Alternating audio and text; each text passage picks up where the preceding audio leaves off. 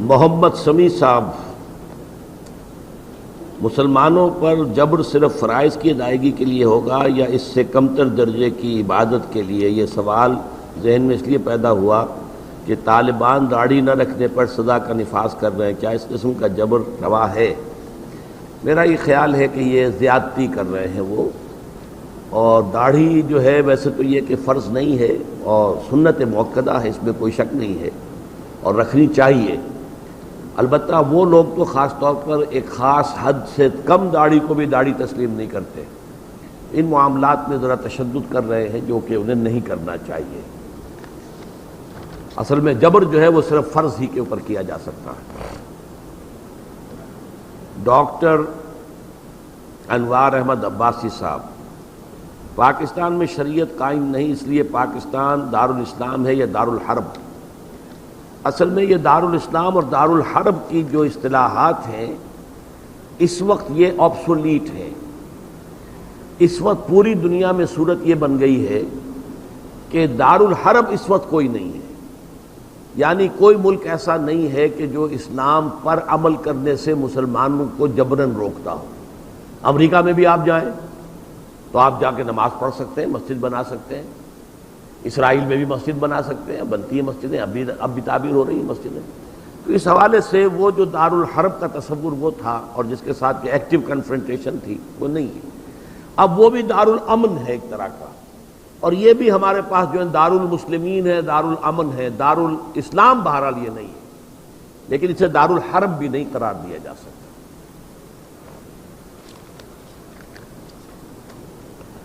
محمد شفیق صاحب، آپ نے اپنے خطاب میں فرمایا کہ ہمارے جسم کے اعضاء اللہ تعالیٰ کی امانت ہیں، تو کیا اس صورت میں ہمیں یہ اختیار ہے کہ ہم انسانی جسم کا کوئی بھی عضو مثلا آنکھ، گردہ وغیرہ آرگن ٹرانسپلانٹیشن عطیہ کر سکتے ہیں؟ یعنی بالکل کر سکتے ہیں، اس لیے کہ اللہ تعالیٰ نے آپ کو مال دیا ہے تو وہ مال بھی تو اللہ کی امانت ہے جو آپ عطیہ کر سکتے ہیں، کسی کو ہدیہ دے سکتے ہیں، خیرات دے سکتے ہیں۔ اسی طریقے سے یہ بھی آپ کے پاس اللہ کی امانت ہے، تو اگر اس کو ڈونیٹ کرنا چاہیں اور اس میں کوئی اور غرض نہیں ہے سوائے انسانی ہمدردی کے تو کوئی حرج نہیں ہے۔ احمد خان صاحب، آپ کے فہم میں اللہ کا پرسیپشن ایک یونیک پرسن ہے یا آل امبریسنگ پاور ہے؟ نیز آن حضرت کی شفاعت کا معاملہ سہل انداز میں بیان کیجیے۔ جہاں تک تو شفاعت کا مسئلہ ہے، میں جس حد تک بھی سہل کر کے اسے سمجھا سکتا تھا میں تو اپنی پوری کوشش کر چکا ہوں۔ اب تو یہ ہے کہ اگر کوئی سوال علیحدہ سے ہوگا تو پھر میں اس کا جواب دوں گا۔ اور جہاں تک یہ ہے یونیک پرسن، اللہ تعالیٰ ایک پرسن ہے، صرف پاور نہیں ہے۔ اصل میں یہ جو جدید دور میں سائنٹزم جس کو ہم کہتے ہیں، سائنٹیفک ایک بینٹ آف مائنڈ ہے، وہ تو فرشتوں کو بھی پرسن ماننے کو تیار نہیں ہے۔ سر سید احمد خان سے یہ گمراہی شروع ہوئی تھی کہ یہ فورسز آف دی نیچر کا نام فرشتے ہیں، فرشتے کی کوئی پرسنالٹی نہیں ہے، صاحب تشخص ہستی نہیں ہے۔ لیکن یہ کہ یہ تمام کے تمام ہمارے صوفیاء اور متقدمین مانتے ہیں کہ اللہ ایک ذات ہے، ایک پرسن ہے، اگرچہ اسے ہم کسی مکان سے، کسی جہت سے، کسی سمت سے مقید نہیں کر سکتے، لیکن ہے وہ جس کو کہ اقبال نے کہا اپنے لیکچرز میں، دی بگ آئی ایم، جیسے آپ کہتے ہیں آئی ایم، میں ہوں، اسی طرح اللہ اپنے بارے میں کہتا ہے اننی انا اللہ لا الہ الا انا۔ تو یہ انا جو ہے یہ ایک ایگو ہے، یہ لیکن انفائنائٹ ایگو ہے، یہ مطلق ایگو ہے، ہماری محدود ایگو ہے۔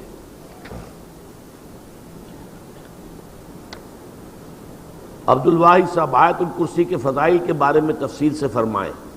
اس سے بڑی فضیلت کیا ہوگی کہ پورے قرآن مجید کی آیات کی سردار ہیں، اور اس سے بڑی فضیلت آپ کیا مانتے ہیں؟ آپ شاید یہ چاہتے ہو اتنی دفعہ پڑھ لیا جائے تو یہ ہو جائے گا، اور اتنی دفعہ پڑھ لیا جائے تو یہ ہو جائے گا، ایسی فضیلتیں میرے علم میں نہیں ہیں۔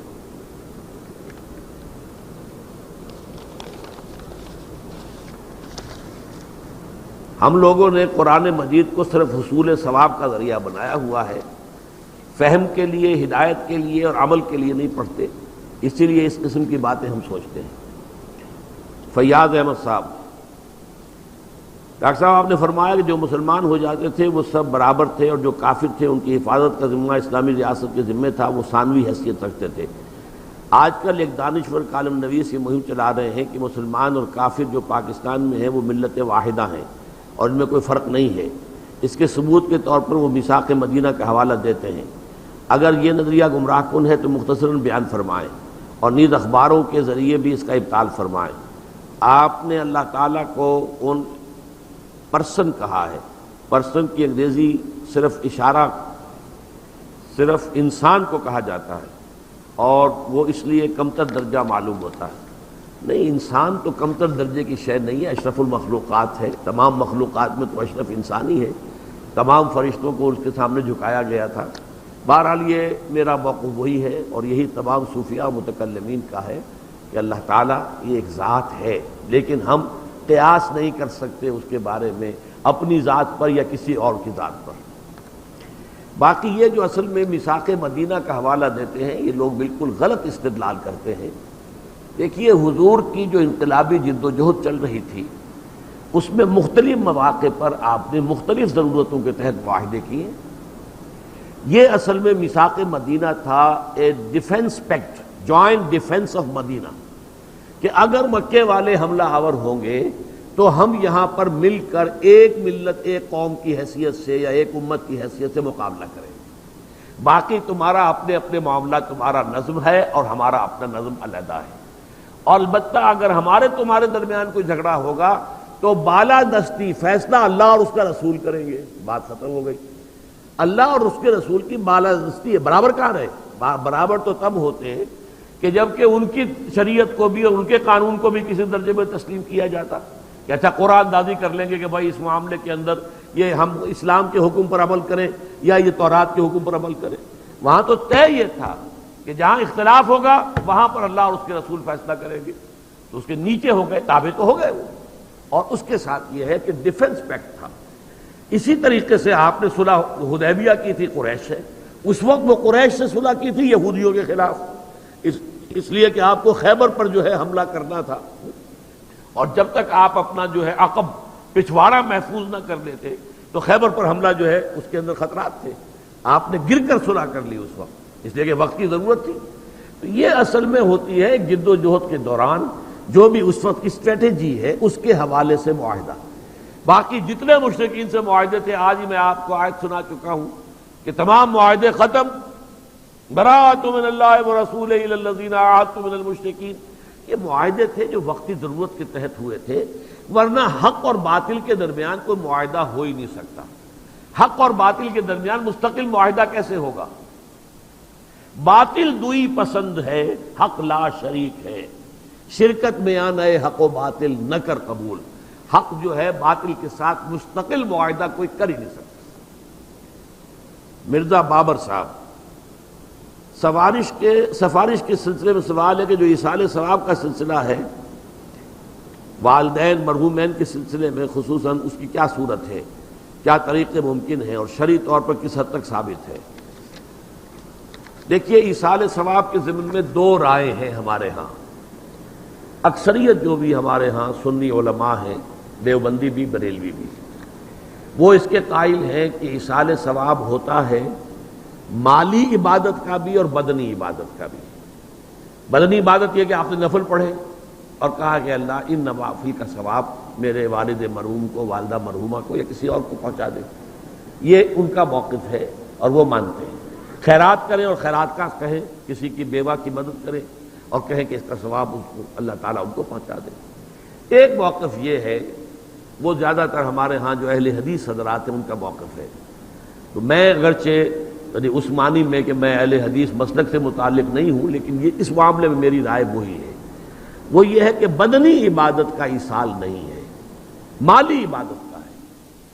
مالی عبادت آپ نے خیرات کی ہے، صدقہ دیا ہے، کسی غریب کی مدد کی ہے، مسکین کی مدد کی ہے، بیوہ کی مدد کی ہے، یتیم کی مدد کی ہے، کسی مقروض کی مدد کی ہے، مال خرچ ہوا ہو تو اس کی جگہ پر جو ہے آپ اپنا ایصال ثواب اس کا کر سکتے ہیں، بدنی عبادت کا نہیں۔ واللہ عالم۔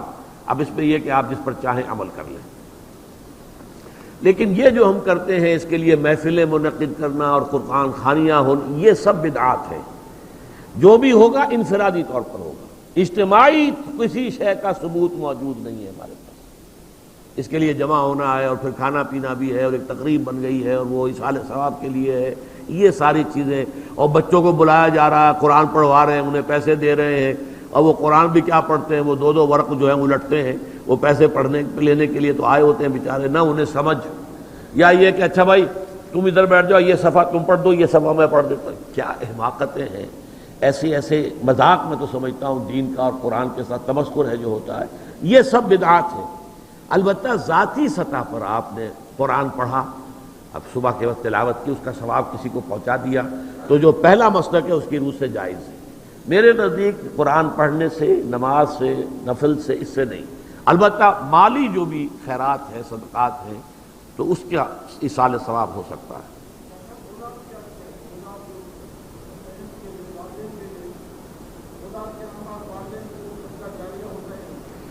اولاد اگر نیک ہے تو وہ خود صدقہ جاریہ بن جاتے ہیں والدین کے لیے، بشرطے کہ والدین نے ان کی تربیت کی کوشش کی ہو۔ اگر کسی کافر کا بیٹا مسلمان ہو گیا ہے تو اس کافر کو تو اولاد سے کچھ نہیں پہنچے گا، لیکن کوئی شخص مسلمان تھا، اس نے اپنی اولاد کی تربیت بھی اچھے طریقے پر کی ہے، اب یہ جو اولاد نیکی جو کرے گی تو اس سے اس کا بھی ثواب اس کو پہنچتا رہے گا، یہ صدقہ جاریہ کہلاتا ہے۔ عدیل زیرک صاحب، آپ نے طاغوت کی نوکری کے بارے میں کچھ فرمایا تھا۔ ہم جانتے ہیں کہ ایک صحابی نے غزوہ تبوک کے موقع پر پوری رات ایک یہودی کی نوکری کر کے جہاد کے لیے کچھ کھجوریں جمع کی تھی، اس کے بارے میں آپ کا کیا خیال ہے؟ دیکھیں یہ مزدوری جائز ہے، بشرطے کہ ان کی پوری زندگی کا رخ تو دوسری طرف تھا، وہ تو اس باطل کو ختم کرنے کے لیے جد و جہد کر رہے ہیں۔ ویسے تو یہ کہ خالص اپنے پیٹ کی ضرورت کے لیے بھی آپ کو کہیں کسی کافر کی ملازمت کرنی پڑے تو جائز ہوگی، جبکہ زندگی کا آپ کا جو مشن ہے اور آپ اس کے لیے جو ہے جد و جہد کر رہے ہیں، اس کا حق ادا کر رہے ہیں، تو یہاں تو تھا ہی اس لیے کہ انہوں نے محنت کی تھی تاکہ جو چندہ حضور نے مانگا ہے کہ اب یہ اللہ کی راہ میں انفاق کرو تو وہاں کوئی پہنچا سکے۔ اللہ تعالیٰ اس کی آپ کو ہمت دے۔ تنویر حنیف صاحب، غیر مسلم کی ترقی میں ساتھ نہ دینا، کیا ملٹی نیشنل ایسی آرگنائزیشن جن کے مالک غیر مسلموں کے لیے ملازمت کرنا یا خدمات سر انجام دینا غلط ہے؟ میرا یہ خیال ہے کہ غلط کی حد تک تو بات بالکل صحیح ہے، غلط تو ہے، میں اسے حرام تو نہیں کہوں گا، فتویٰ نہیں دے رہا ہوں، لیکن واقعہ یہ ہے کہ اس وقت دنیا میں جو ابلیسی سیلاب آ رہا ہے زائنزم کا، اس کے سب سے بڑے کارندے یہ ملٹی نیشنلز ہیں۔ انہی کے حوالے سے پوری دنیا پر یہ مالیاتی استعمار، it's a new form of colonialism. پہلے استعمار یہ تھا کہ جاؤ اور ہندوستان پہ قبضہ کر لو اور جاؤ اور انڈونیشیا پہ قبضہ کر لو، اب یہ قبضہ نہیں، رہو تم اپنے گھروں میں، کام تم کرو، محنت تم کرو، تمہاری محنت کے جو حاصل ہے کمائی کی ملائی ہم لے جائیں گے۔ اس کے تک انہوں نے پورا جال دنیا میں پھیلا دیا ہے، بینکوں کا، آئی ایم ایف کا، ورلڈ بینک کا اور ملٹی نیشنلز کا، اور یہ بڑھتا جا رہا ہے، ٹرپس کا، کہ بیج بھی تم پیدا نہیں کر سکو گے، ہم سے لینے پر مجبور ہوگے، بیج ہمارا ہوگا، کھیتی تم کرو گے، اور اس کے اوپر پاکستان بھی معاہدہ کر چکا ہے۔ تو اس کی خدمت نہیں کرنی چاہیے، خدمت اللہ کی کیجیے۔ البتہ یہ ہے کہ اگر فرض کیجئے کوئی اور ذریعہ معاش نہیں ہے اور آپ اللہ کے دین کی خدمت کے اندر لگے ہوئے ہیں ہمتاً، البتہ جسم اور جان کا رشتہ قائم رکھنے کے لیے کچھ نہ کچھ تو آپ کو درکار ہے، اس کے لیے جیسے ابھی مثال آ گئی، یہودی کی ملازمت بھی کی تھی، تو میں اسے حرام نہیں کہہ رہا، البتہ یہ ایک بڑا کیریئر سمجھنا، اور یہ ملٹی نیشنل خون چوس لیتے ہیں انسان کا، تنخواہیں اچھی دیں گے، اسٹیٹس اچھا دیں گے، محل بھی بنا ہوگا آپ کا اور کوٹھی بھی ہوگی، لیکن آپ کی توانائیوں کا اور اوقات کی ایک ایک رتی کو نچوڑ لیتے ہیں، پھر کسی اور کام کے قابل آپ نہیں رہتے۔ ہاں تو یہاں تو یہ کہ بندہ مومن کی زندگی کا اصل مقصد، میری زندگی کا مقصد تیرے دین کی سرفرازی، یہ ہے تو پھر تو ٹھیک ہے، مجبوراً کہیں کوئی تھوڑا سا وقت اپنا بیچ کر آدمی اپنا پیٹ پال لے تو وہ چاہے کسی کافری کی ملازمت ہو رہی ہو وہ جائز کے درجے میں ہوگی، لیکن اس طرح نہیں جیسے کہ آج ہو رہا ہے۔ کہ میری آواز بیٹھ گئی ہے، اب میرا خیال ہے سوالات یہ میں لے لیتا ہوں، باقی معذرت کر رہا ہوں۔ میرا اصل میں تو آج سوچ رہا تھا کہ شاید درس دے ہی نہ سکوں، کل سے میری طبیعت بہت خراب تھی، اب زیادہ دیر میں یہ سوال جواب میں نہیں۔ افتخار الدین صاحب، جناب میں آپ سے یہ پوچھنا چاہتا ہوں کہ شفاعت صرف انبیاء کریں گے یا اللہ تعالیٰ اور دوسرے لوگوں کو بھی اختیار دیں گے؟ دوسروں کو بھی ہوگا، اولیاء اللہ کو بھی ہوگا، نیک مسلمان. اور اولیاء اللہ کون ہوتے ہیں؟ نیک مسلمان. الذین آمنوا وکانوا یتقون، وہی تم اللہ کے ولی ہیں. تو ان سب کو اس کا موقع ہوگا. جیسے آج بھی میں نے تو یہاں سے بات شروع کی تھی نا، اگر میں کہتا ہوں اے اللہ میرے والد کی مغفرت فرما دے، یہ بھی تو شفاعت کر رہا ہوں میں. در حقیقت یہ بھی شفاعت ہے. دعا جب استغفار کرتے ہیں آپ کسی کے لیے، یہ بھی شفاعت ہے. تو اس لیے سب کو لیے یہ اللہ تعالیٰ جس کے لیے بھی اپنے بندوں میں سے مناسب سمجھے گا انہیں اس کا موقع دے گا. ناصر احمد صاحب، سوال یہ کہ نور سے مراد کیا ہے؟ نور سے مراد یہ لائٹ نہیں ہے، یا وہ لائٹ کہ جو سورج سے آ رہی ہے وہ نہیں ہے. یہ ایک باطنی نور ہے کہ جس سے حق و باطل کا امتیاز انسان کو معلوم ہوتا ہے. اسی لیے آپ دو لفظ استعمال کرتے ہیں اردو میں بھی، بصارت اور بصیرت. بصارت ہے ان آنکھوں کی، ان سے جو چیز آپ دیکھتے ہیں یہ بصارت. بصیرت قلب کے اندر ایک کیفیت ہوتی ہے، ایک صلاحیت ہوتی ہے کسی شے کی اصل حقیقت کو سمجھ لینا. جو شے کی حقیقت کو نہ سمجھے وہ نظر کیا.